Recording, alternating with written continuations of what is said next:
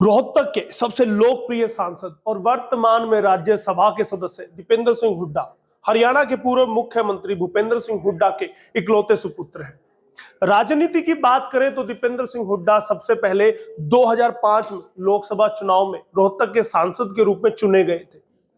इसके बाद वो लगातार 2 बार और रोहतक लोकसभा क्षेत्र से सांसद रहे हैं, यानी कि 3 बार वो लगातार सांसद रहे। वर्तमान समय में राज्यसभा के सदस्य और कांग्रेस पार्टी की तरफ से राजनीति में पूर्ण रूप से सक्रिय भूमिका निभा रहे हैं। नमस्कार, स्वागत है सैन्य में। भारत आज का वो शो जो खबरों का विश्लेषण करता है और उन राजनीतिक व्यक्तियों के बारे आपको बताता है जिनके बारे आप जानना चाहते हैं। कुछ ऐसे अनछुए पहलू जिनके बारे दुनिया को नहीं पता, वो एसएनए आपको बताता है।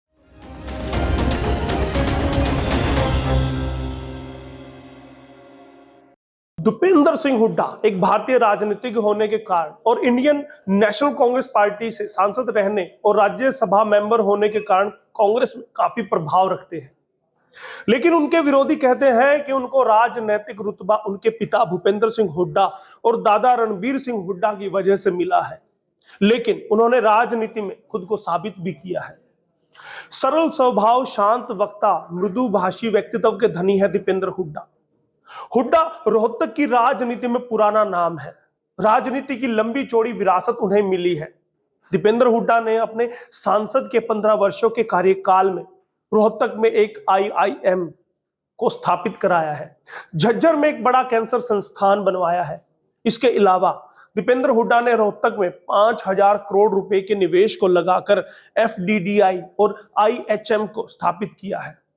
दीपेंद्र सिंह हुड्डा वर्ष 2005 में राजनीति में प्रवेश करने वाले सबसे कम उम्र के सांसद भी थे। युवाओं की पहली पसंद दीपेंद्र हुड्डा। जी हां, दीपेंद्र हुड्डा साफ छवि वाले नेता, सादा जीवन और सरल स्वभाव वाले राजनेता के रूप में जाने जाते हैं। पूरे हरियाणा में युवाओं की पहली पसंद वो है और लोग उनको बहुत प्यार करते हैं। खासकर युवाओं में उनका खासा क्रेज है। पूरे हरियाणा में टीम दीपेंद्र सक्रिय है और लगातार उनके लिए काम भी कर रही है। स्वतंत्रता सेनानी परिवार में हुआ जन्म। दीपेंद्र हुड्डा का जन्म 4 फरवरी 1978 को रोहतक में हुआ। उनके पिता भूपेंद्र सिंह हुड्डा हैं जो हरियाणा के पूर्व मुख्यमंत्री रह चुके हैं। उनके दादा रणबीर सिंह हुड्डा एक स्वतंत्रता सेनानी थे जो संविधान सभा के सदस्य और संयुक्त पंजाब के मंत्री भी रहे हैं। और उनके परदादा चौधरी मट्टू राम भी एक स्वतंत्रता सेनानी और समाज सुधारक थे जिन्होंने उस समय महात्मा गांधी के साथ मिलकर काम किया था। दीपेंद्र सिंह हुड्डा अपने परिवार की चौथी पीढ़ी है जो राजनीति में है। दीपेंद्र हुड्डा की पत्नी और बच्चे। जी हां दोस्तों, दीपेंद्र हुड्डा की 2 शादियां हुई है। पहली पत्नी गीता ग्रेवाल के साथ उनका विवाह 28 दिसंबर 2002 को हुआ था, लेकिन इन दोनों की शादी ज्यादा लंबी नहीं चल पाई। दीपेंद्र हुड्डा अपनी मास्टर डिग्री करने के लिए यूएसए चले गए थे और गीता भी अपनी पढ़ाई के लिए वहां जाने वाली थी, लेकिन वीजा फॉर्मेलिटीज और अन्य कारणों से उनको कुछ दिनों के लिए दिल्ली की एक एकेडमी में हुड्डा परिवार के साथ रहना पड़ा। इसके बाद मई माह में वो पंचकुला चली गई और फिर बाद में हुड्डा के घर आने से मना कर दिया और बाद में बात इतनी बढ़ गई कि उनको तलाक लेना पड़ा। इसके बाद दीपेंद्र सिंह हुड्डा का विवाह श्वेता मिर्धा के साथ हुआ जो अंतर्राष्ट्रीय घुड़सवारी में गोल्ड मेडलिस्ट है। इनका विवाह 20 फरवरी 2010 को हुआ था। श्वेता मिर्धा राजस्थान के दिग्गज जाट नेता और 5 बार सांसद रहे नाथुराम मिर्धा की पोती है। श्वेता मिर्धा हुड्डा ने अमेरिका से पढ़ाई की है और कई इंटरनेशनल कंपनियों के साथ काम किया है।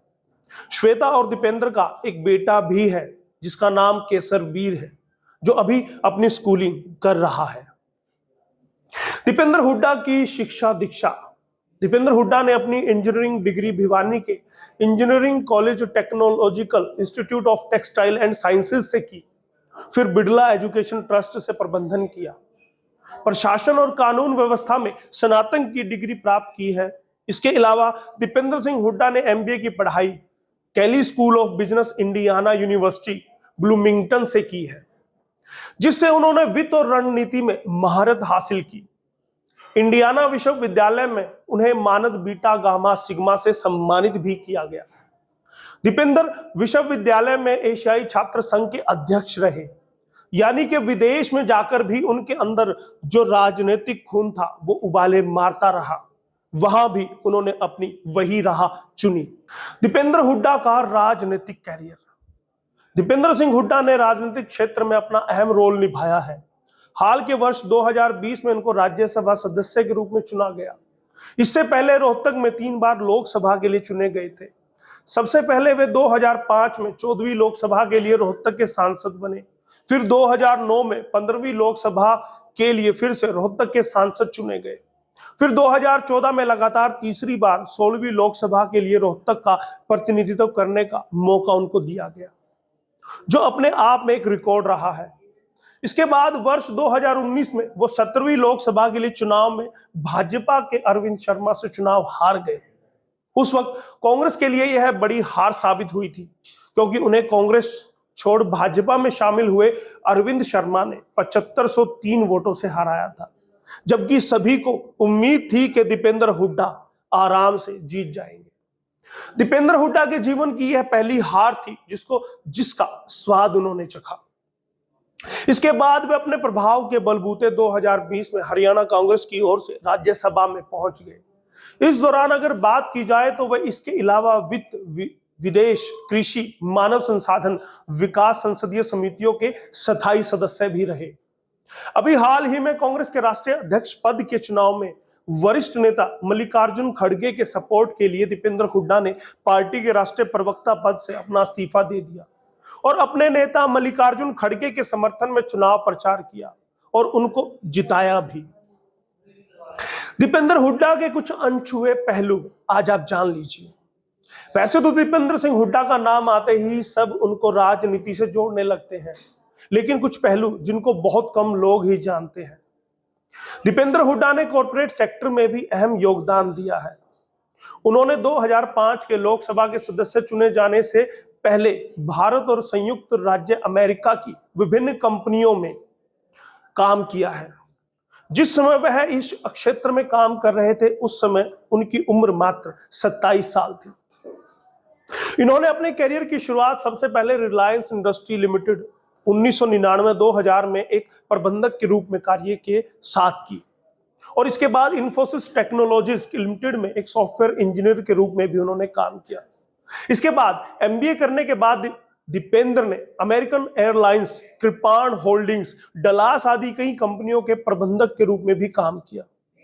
इन नौकरियों के दौरान एक छोटा सा ब्रेक लेने के लिए दीपेंद्र हुड्डा भारत आए थे, लेकिन फिर इन्होंने भारत में ही रहकर राजनीति में सेवा करने का फैसला किया। तब जाकर 2005 में रोहतक से लोकसभा उपचुनाव लड़ा और चुनाव जीता। उसके बाद दीपेंद्र हुड्डा का सारा सफरनामा आप सबके सामने है। समाज सेवक की भूमिका भी निभाते हैं दीपेंद्र। ऐसा नहीं है कि दीपेंद्र हुड्डा सिर्फ राजनीति में ही सक्रिय है, वह समाज सेवा में भी उतनी ही भागीदारी रखते हैं। उन्होंने पूरे हरियाणा में टीम दीपेंद्र बनाई हुई है, जिसके असंख्य वॉलंटियर पूरे हरियाणा में एक्टिव हैं। कोरोना काल में सेवा या दान से लेकर प्लाज्मा डोनेशन कैंप तक सभी सामाजिक काम ये टीम करती है और यह टीम है जो उनको प्रचारित करने में रात दिन लगी रहती है, जो उनका एक मजबूत स्तंभ कहा जा सकता है। पुरस्कार। विश्व आर्थिक मंच ने सन 2011 में दीपेंद्र सिंह हुड्डा को वैश्विक नेता के रूप में नामित किया था। सन 2010 में उनको भारत अस्मिता जन प्रतिनिधि पुरस्कार से भी सम्मानित किया गया।